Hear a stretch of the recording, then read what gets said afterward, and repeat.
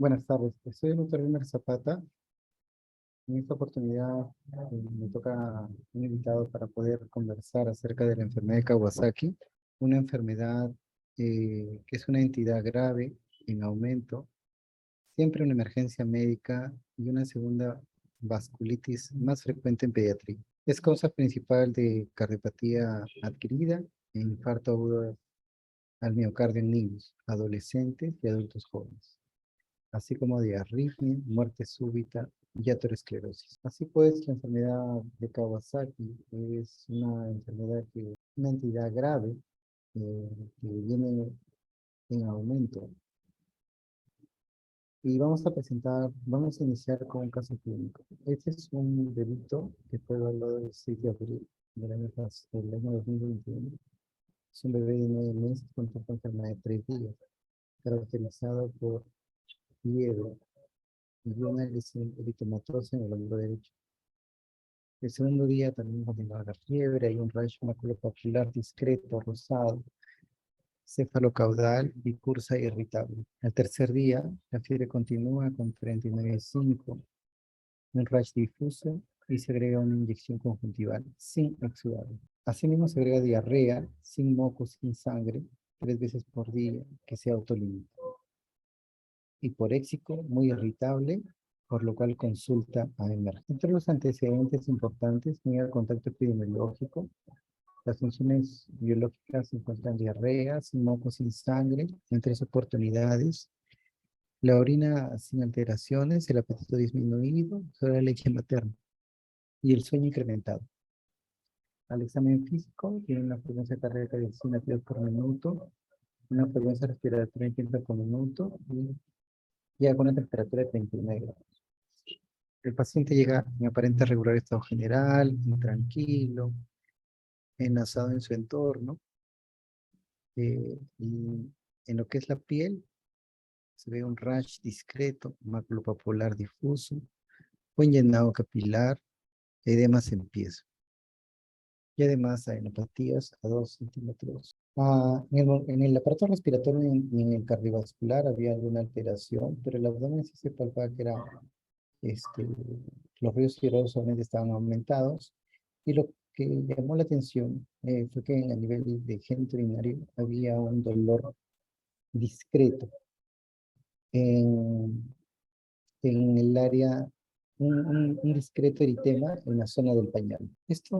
Aquí este es nuestro caso, esta es la lesión inicial. Nótense que la lesión inicia en la zona de inyección de la vacuna de BCG. Este es en el segundo día.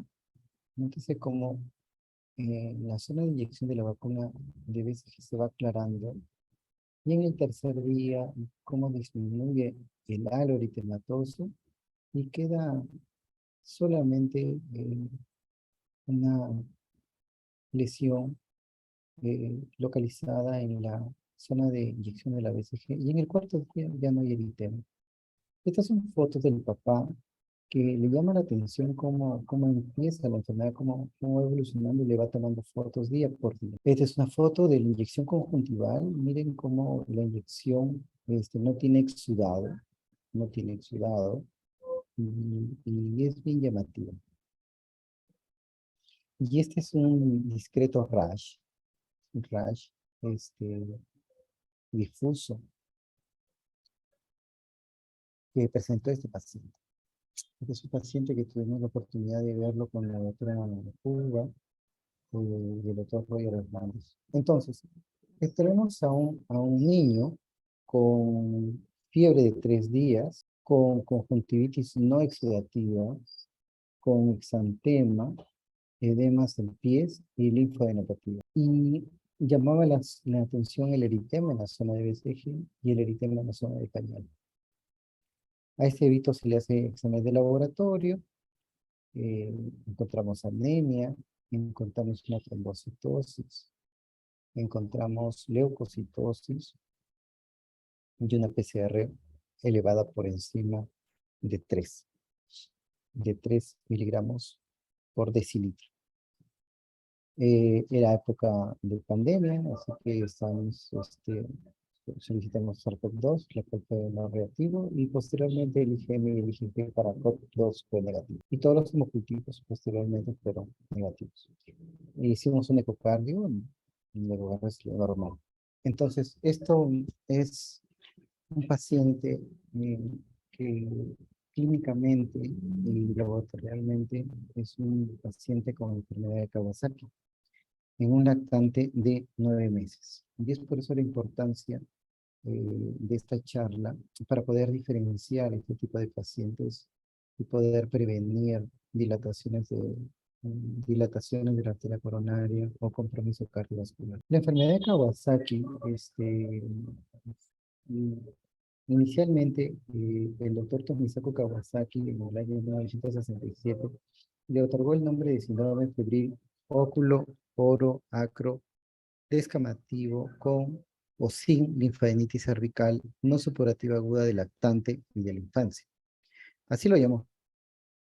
Y esta es una de sus primeras, su primera publicación de su serie de casos fue en el año 67. Su profesor editó el nombre y lo llamó síndrome linfonodo mucocutáneo de la infancia. Así de concreto.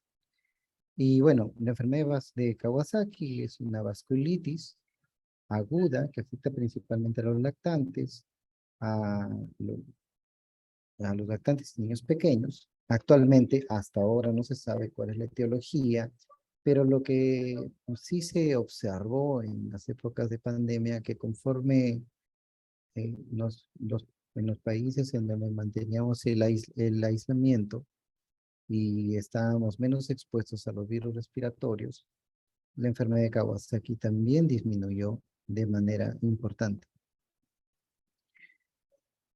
acusándose esta coincidencia que probablemente los procesos virales sean desencadenantes de esta enfermedad, de esta vasculitis.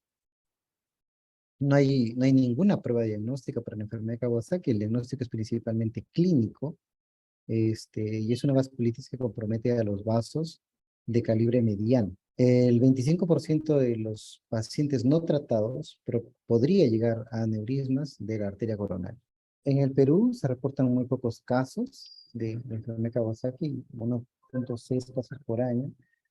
En los últimos años han incrementado discretamente las publicaciones en el Perú de los pacientes con Kawasaki lactantes, pero no hay estudios de incidencia en nuestro país de la enfermedad de Kawasaki. Por lo que esta enfermedad no sabemos si en verdad su frecuencia es baja o está subdiagnosticada. Entonces, cuando nos enfrentamos a la enfermedad de Kawasaki, este, en el, cuando nos enfrentamos a la enfermedad de Kawasaki, nos vamos a encontrar las dificultades en el diagnóstico. Y esto debido a que los signos de la enfermedad de Kawasaki no necesariamente están presentes al mismo tiempo. Primero va a empezar la fiebre, posteriormente los ojos rojos, después puede aparecer el rash. No esperen encontrar inicialmente todos los síntomas al mismo tiempo. Es difícil el diagnóstico también porque tiene signos acompañantes como tos, que hace desviar la enfermedad, diarrea, que nos hace pensar en que puede ser una enfermedad, por alguna enfermedad viral o bacteriana, piuria, los pacientes pueden tener leucocituria en los exámenes de orina y puede producir dolor abdominal. Entonces, a veces estos signos eh, nos dirigen hacia otras entidades y nos hacen perder el hilo y la sospecha de la enfermedad de Kawasaki. En los lactantes de la enfermedad de Kawasaki es muy difícil. El cuadro cutáneo orienta hacia otros diagnósticos, como escarlatina, aorticaria o infección por parvovirus 19. Y hay un concepto erróneo, que es una enfermedad poco frecuente. Como ya les dije, no sabemos qué tan frecuente es en el país o la enfermedad está subdiagnosticada, ya que recordemos que esta enfermedad se puede autolimitar.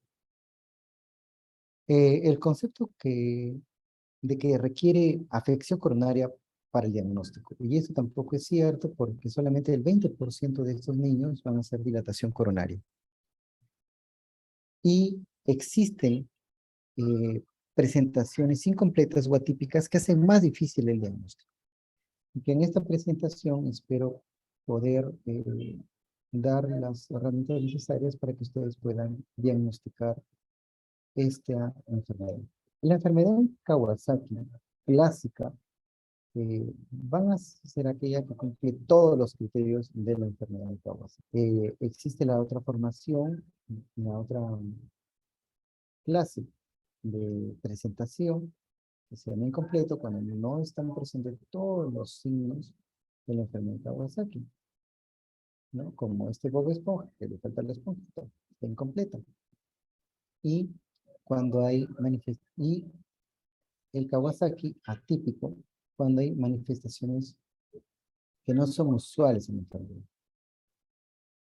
Por ejemplo, este Bob Esponja, que es totalmente atípico. En el año 2017, la Academia Americana de Pediatría, en esta publicación, hace mención al diagnóstico, tratamiento y largo plazo de la enfermedad de Kawasaki. Y esta se caracteriza por una fiebre mayor a 5 días y al menos 4 de estos 5 criterios. Que tenga eritema y agrietamiento de los labios, lengua en fresa o eritema en la mucosa oral y faringe. 2, que haya una inyección conjuntival vulvar bilateral sin exudado. 3, que haya un exantema maculopapular. 4, que haya un eritema y un edema en manos, pies, en fase aguda, y o descamación peringual en la fase subaguda. Y 5, que tenga una linfodenopatía cervical más de 1.5 centímetros de diámetro. Generalmente es unilateral. Aquí la foto inicial de Tomisako Kawasaki, donde podemos ver a este niño que tiene todos los criterios de la enfermedad.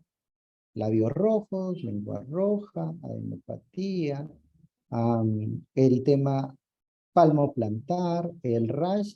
Y noten esta figura donde se ve que hay una descamación temprana en la zona inguinal, hay un eritema en la zona, un eritema en la zona de la pañal con un esquema temprano.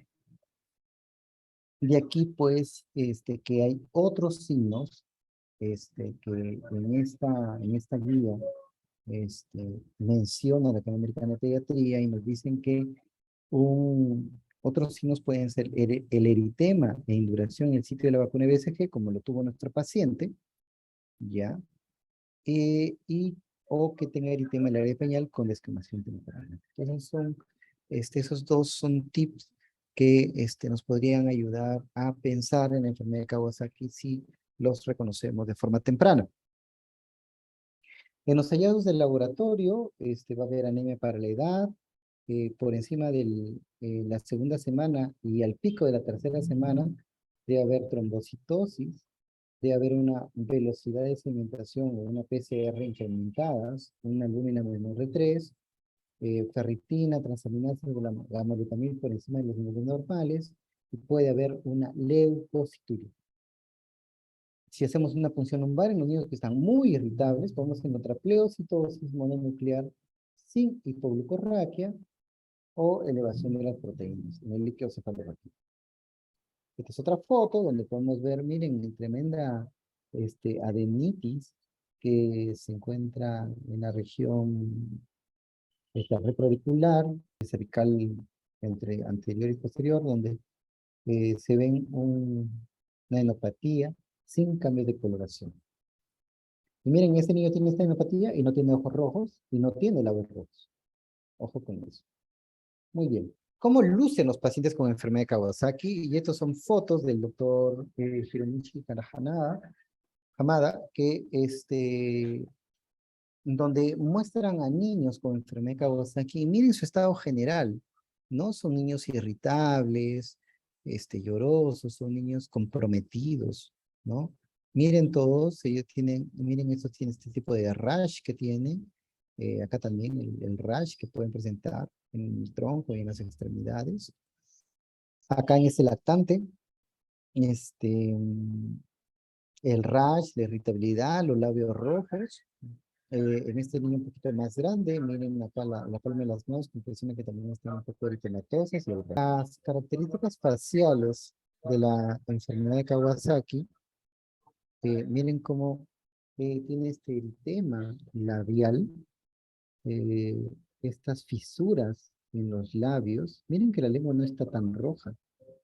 Aquí hay un discreto eritema conjuntival, que apenas se puede ver que es bilateral. Un paciente con enfermedad de Kawasaki. Aquí, para que ustedes observen la inyección conjuntival, qué características tienen. Y fíjense cómo no tiene exudado.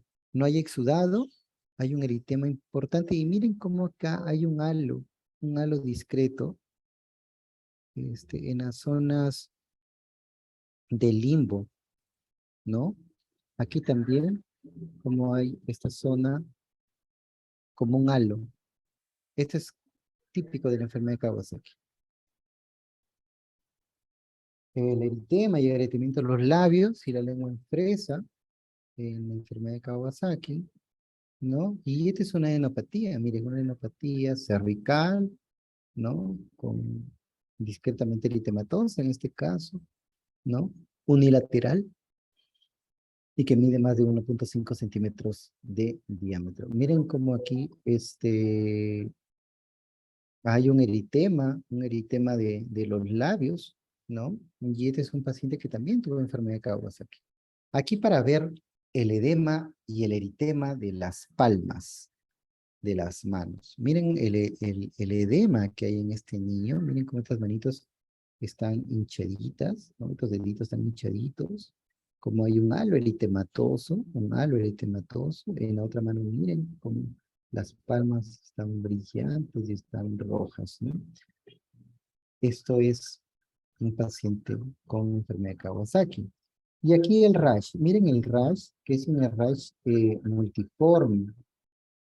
Aquí en este caso, un eritema, parece un eritema multiforme, ¿no?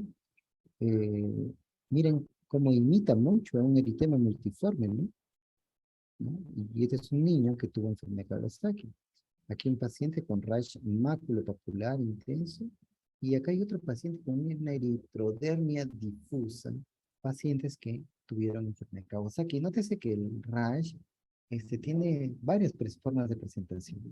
Eh, entonces, en la guía nos hacen mención de cómo enfrentarnos, cómo diagnosticar un paciente con enfermedad de Kawasaki de forma incompleta y atípica. ¿Y cuándo sospechamos que un paciente tiene Kawasaki incompleto o de presentación atípica? Cuando ustedes tengan un niño con fiebre, más de 5 días, sin ninguna explicación, y 2 o 3 criterios clínicos compatibles, sospechan de la enfermedad de Kawasaki. O, si tienen infantes con fiebre mayor o igual a 7 días, sin otra explicación, ustedes van a solicitar una velocidad de cimentación o una PCR. Si la PCR está por debajo de 3 miligramos por decilitro o la velocidad de cimentación está menos de 40 litros por hora, hay que reevaluar, hay que hacer una reevaluación seriada clínica y de laboratorio, si persiste la fiebre, o hay que hacer un ecocardiograma si se desarrolla una descamación típica. Pero si tu PCR está por encima de 3 o tu velocidad de cimentación está por encima de 40, entonces tenemos que ir a buscar 3 de los siguientes hallazgos de laboratorio: que tenga anemia para la edad, que tenga plaquetas por encima de 450.000 después del 7º día de la fiebre, que tenga hipoluminemia, que tenga elevación de la TGP, que tenga neutrofilia mayor de 15.000 o que tenga leucocituria. Si encontramos más de 3 o 3 de estos hallazgos, o un ecocardiograma que nos muestra una dilatación de la arteria coronaria, entonces este paciente se debería beneficiar de tratamiento. Aquí vamos a presentar los casos atípicos o los casos incompletos. Entonces, estos casos se pueden dar en lactantes menores de 6 meses o en niños mayores de 5 años. Y, a ver, acá están los 5 criterios de la enfermedad de Kawasaki, que son los que he mencionado hace un momento. Vamos a ver este caso. Este es un paciente que tiene rash con compromiso de labios sin conjuntivitis. Este paciente está en una publicación y este paciente ingresa como si fuera una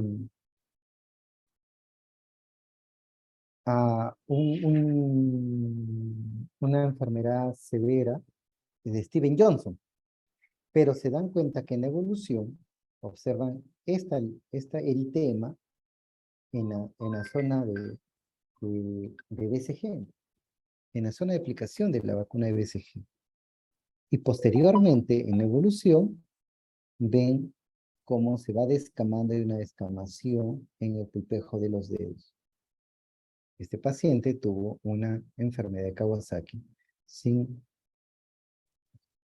inyección conjuntival. Cuando hay inyección conjuntival bilateral sin exudado, como este caso, mire, este caso es un casito que tuvimos, y estos son casos de nosotros, en donde vemos este niño con una inyección conjuntival importante, pero no hay un eritema, o no tenía lengua impresa, y no tenía adenitis.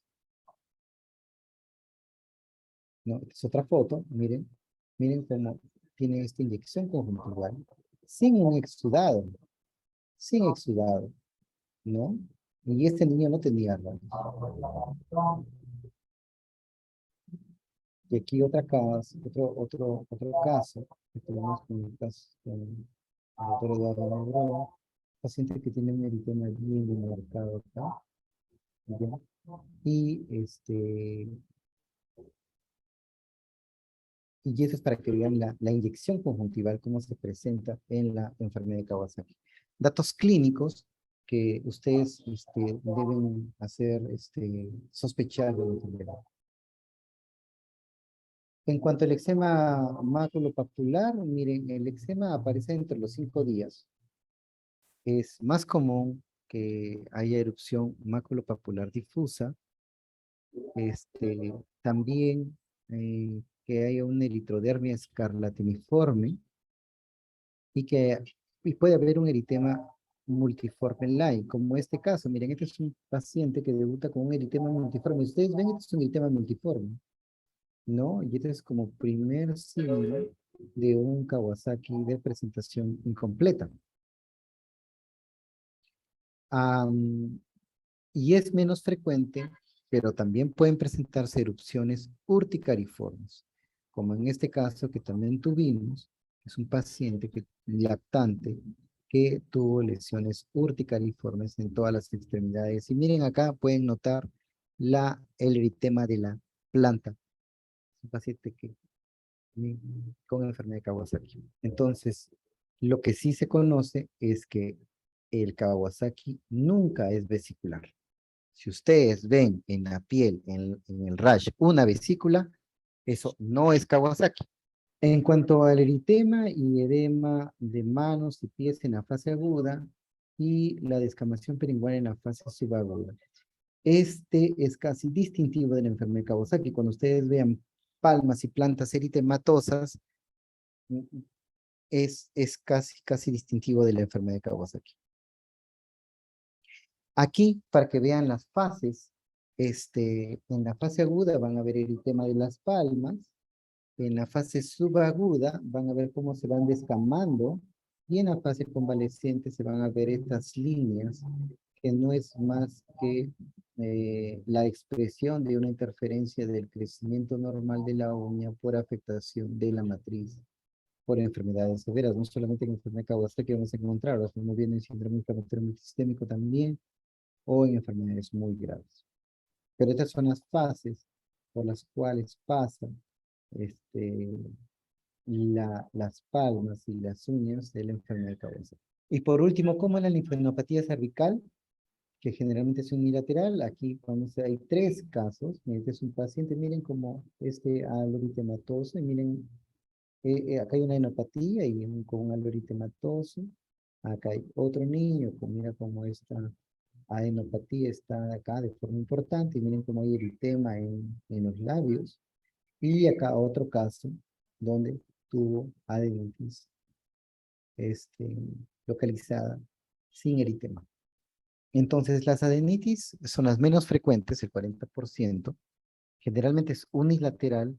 Es limitado al triángulo cervical anterior. Ojo con esto. Puede ser el signo inicial y a veces se piensa primero en linfomas, se piensan en focos infecciosos, pudiendo retrasar el diagnóstico. Entonces, consideren enfermedad de Kawasaki incompleto en los lactantes menores de 6 meses que tienen fiebre prolongada e irritabilidad, en los mayores de 5 años y adolescentes, en la fiebre prolongada, y que tuvieran una meningitis aséptica inexplicable, o que tenga un paciente un shock inexplicable con cultivos negativos, o pacientes que tuvieran linfadenitis cervical, o pacientes que tengan pulmones parafaringeos o retrofaringeos sin respuesta a los antibióticos, o en pacientes que tienen aneurismas más las siguientes manifestaciones asociadas.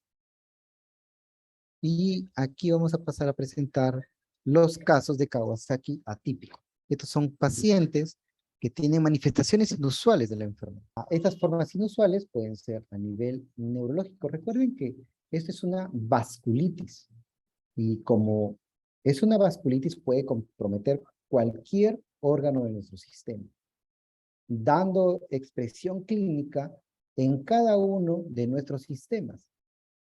A nivel neurológico, es relativamente común que nuestros pacientes tengan una meningitis aséptica. Por eso es que estos pacientes van a presentarse de forma irritable, muy llorosa. Es inusual que puedan presentar parálisis de los nervios faciales y hipoacusia neurosensorial, pero se suele presentar. Es raro, pero se ha presentado enfermedades cerebrales vasculares, neuropatías periféricas, pseudotumor cerebral y una encefalitis. A nivel renal, recuerdan que pueden haber pacientes que presentaban fiebre estéril. Bueno, el 80% de pacientes pueden tener leucocitura. Y esto es porque hay compromiso, hay una uretritis, hay una miatitis, puede haber daño renal agudo, puede haber síndrome nefrótico o nefrítico, puede haber nefritis tubulointersticial, un síndrome urémico hemolítico, y puede haber aneurismas o estenosis de la arteria renal. A nivel oftalmológico, puede haber uveitis. De hecho, pudiera ser la uveitis un signo de ayuda pronta como signo clínico para diagnosticar la enfermedad de Kawasaki. Puede haber compromiso músculo esquelético, puede haber artritis, puede haber que puede ser una artritis monoarticular, oligoarticular o poliarticular. Puede haber compromiso de hasta el 10% de grandes articulaciones, de artralgias. Puede haber mialgias o miositis. El síndrome de Grisel es un síndrome en donde hay un compromiso de las arterias vertebrales cervicales, y puede ser manifestación de la enfermedad de Kawasaki. Manifestaciones intestinales, puede haber diarrea, vómitos, dolor abdominal intenso. Incluso hay pacientes con apendicitis pacientes con mucho dolor abdominal que han sido operados de apendicitis cuando en verdad tuvieron una enfermedad de Kawasaki. Puede haber hepatitis, ictericia, hidrocolecisto, pancreatitis, perforación intestinal, pseudoobstrucción y sangrado intestinal. Este es un caso del doctor Carlos Tori y del doctor Mario Vargas, que presentaron un caso de enfermedad Kawasaki con una pseudoobstrucción intestinal, y que posteriormente tuvo un aneurisma gigante. Esto en un niño de 2 años. Este es un caso de un paciente operado de apendicitis, este, pero que posteriormente desarrolló todas las sintomatologías de la enfermedad de Kawasaki. Encefalopatía también puede verse con la enfermedad de Kawasaki, y pancreatitis está muy bien documentada. Y este es un estudio de compromiso pulmonar por la enfermedad de Kawasaki. Este es un estudio muy interesante, muy bonito, en 602 casos de pacientes con enfermedad de Kawasaki, en los cuales 11 tuvieron compromiso pulmonar y 4 de ellos tuvieron dilatación de la arteria coronaria.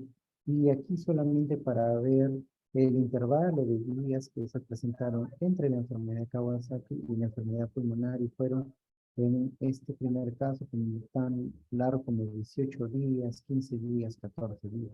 Y para ir terminando y culminando esta charla, entonces, perlas diagnósticas para la enfermedad de Kawasaki, el tema e induración en el sitio de vacuna de la BCG, en países latinoamericanos que solemos vacunar de BCG, y el 30 al 50% es más prevalente que la linfadenopatía cervical.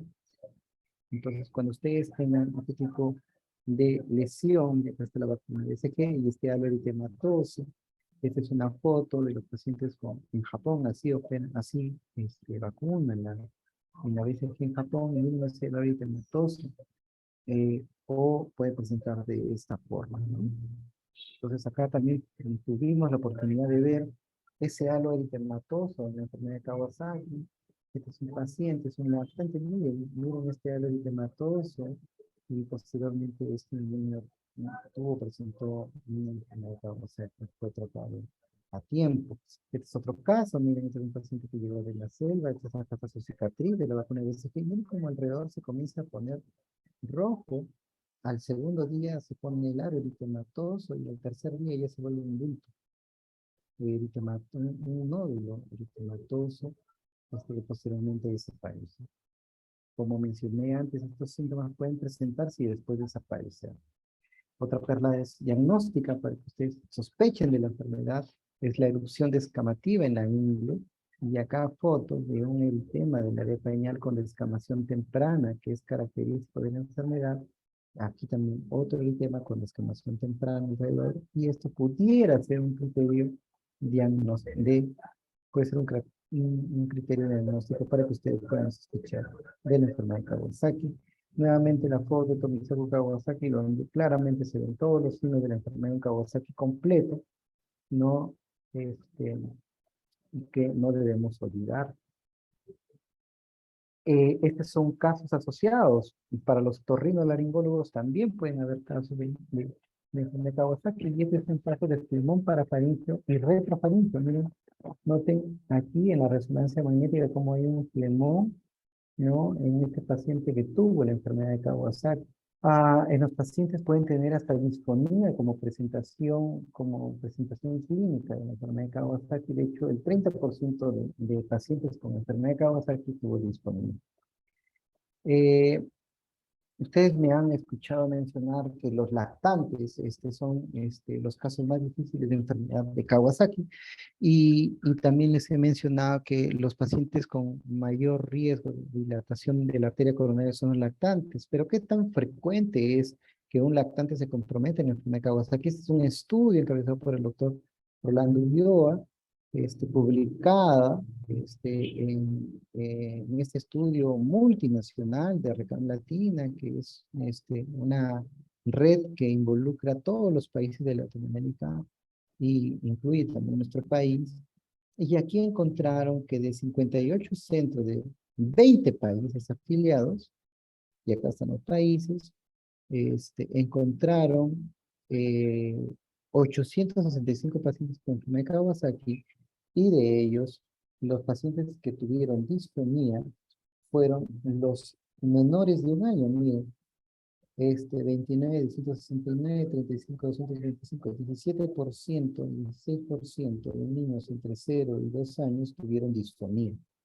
Entonces, la disfonía pudiera ser también un signo que pudieran sumar para la sospecha de la enfermedad de Kawasaki en menores de 2 años. Entonces, en este estudio, la prevalencia estimada de niños que presentaron distonía fueron del 11.7% entre 0 y 155 meses.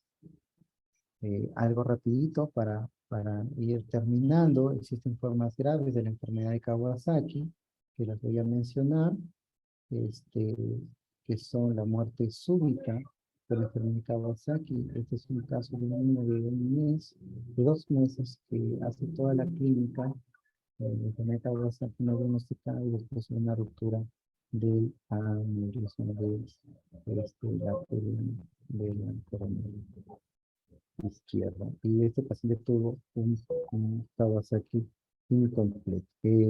Muy bien.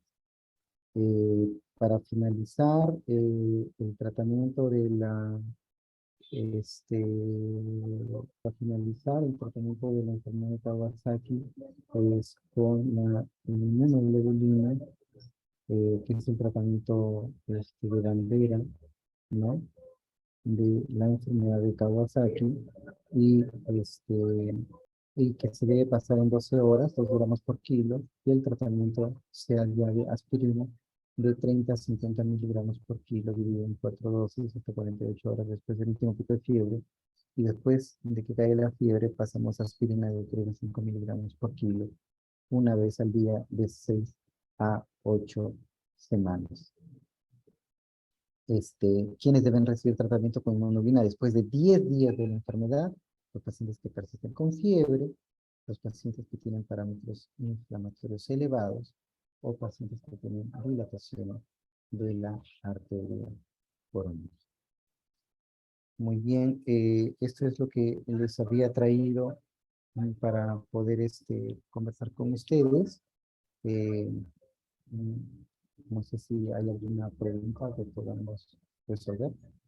Entonces, para terminar, ¿quiénes son los pacientes cómo se define que nuestra inmunoglobulina es resistente? De 10 al 20% de pacientes tiene resistencia o persistencia o recrudecimiento de la fiebre, y de los restantes de fase aguda por encima de las 36 horas y menos de los 7 días de haber terminado la infusión. Entonces, la guía también contempla esto. Y los pacientes que se creen que están en alto riesgo de desarrollar aneurisma de la arteria coronaria pueden que se beneficien de una terapia adyuvante primaria. ¿Y cuál es esa terapia adyuvante primaria? Es la siguiente. Este es el gran estudio, un estudio RISE, en donde compararon los pacientes con inmunoglobulina y aspirina versus los pacientes con inmunoglobulina endovenosa y prednisolona. Colocaron inmunoglobulina y prednisolona y fueron monitoreando cada 5 días con controles de PCR. Y lo que encontraron fue que en los pacientes que recibieron inmunoglobulina con prednisolona, en un mismo grupo comparativo, encontraron que solo el 3% de pacientes había tenido o tiene una dilatación de la arteria coronaria al final de las 4 semanas, en comparación al 13% de pacientes que solamente recibieron inmunoglobulina. Por lo tanto, de aquí se desprende que se puede dar una dosis de inmunoglobulina endovenosa y luego esperar la evolución a las 36 horas de finalización de la infusión. Si tiene un daño coronario al ingreso o es menor de 6 meses, usar una terapia asociada a la inmunoglobulina, que en este caso tendría que ser la prednisolona, y un factor identificado para lesión de aneurismas coronarios que no depende de la raza es ser menor de 6 meses. En ese tipo de pacientes debe de iniciarse, además de la inmunoglobulina, la aspirina. Bueno, como conclusiones tenemos que la presentación clínica de la enfermedad Kawasaki puede ser muy variada. Hay afectación multisistémica. La afectación multisistémica es inusual y grave. El diagnóstico precoz identifica al paciente de alto riesgo de su tratamiento oportuno y los pacientes y los médicos debemos considerar un diagnóstico alternativo que pueda simular Kawasaki y considerando esta nueva enfermedad que se llama el síndrome inflamatorio multisistémico asociado a COVID, que esperamos algún día poder conversar con ustedes. Acá tengo una pregunta, muy buena pregunta. ¿Cuántas veces dice se puede administrar la inmunoglobulina? Esto es lo que estábamos viendo por aquí. Vamos a responderle a Christine con este gráfico. Christine, este es un, un gráfico que salió en 2021 durante la pandemia, en donde tenemos la siguiente recomendación. En los pacientes con Kawasaki, con características clínicas y con alto, con alto riesgo, con características clínicas de alto riesgo, o sea, alto riesgo. ¿Qué es alto riesgo? Cuando llega un paciente con enfermedad de Kawasaki, le haces un ecocardio y tiene una dilatación coronaria. Si tienes un paciente que viene en la primera semana de fiebre, tú lo diagnosticas de enfermedad de Kawasaki y tiene una dilatación coronaria, ese es un factor de riesgo. Y que sea menor de 6 meses, ese niño va con inmunoglobulina y glucocorticoides. Si la fiebre persiste o regresa dentro de las 36 horas después de haber completado la inmunoglobulina, puedes pasar un segundo bolo de inmunoglobulina, ¿no? Y ahí hay que seguir su evaluación, pero esto es la indicación. Ahora, en los pacientes sin factor de riesgo, o sea, que no sea lactante, que no tenga dilatación coronaria, puedes solamente iniciar inmunoglobulina. Y si regresa la fiebre a los 36 días, valorar, este, monitorear la fiebre y, y valorar un segundo bolo de inmunoglobulina, depende de sus marcadores de inflamación. Parámetros clínicos para valorar la respuesta de la inmunoglobulina. Debe bajar tu PCR. Tu único valor que puedes decir que tu paciente está yendo mejor es que baje la PCR. La PCR tiene que ir de bajada. Si la PCR vuelve a subir nuevamente, ese es un parámetro para considerar volver a poner inmunoglobulina. Muchísimas gracias. Ha sido un placer poder conversar con ustedes. Me despido, esperando poder estar reunido en alguna otra oportunidad con ustedes. Muchas gracias.